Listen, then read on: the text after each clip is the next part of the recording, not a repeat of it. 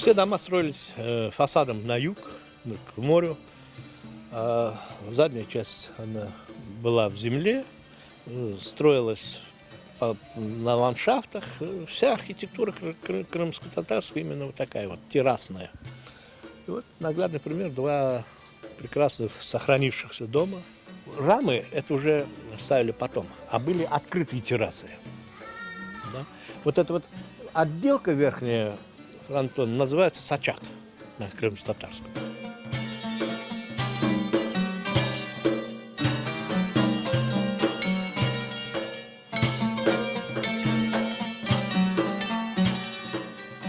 Солнце выходит на востоке, выходит здесь целый день солнце, особенно зимой это очень актуально, как бы, да, что постоянно попадает солнце.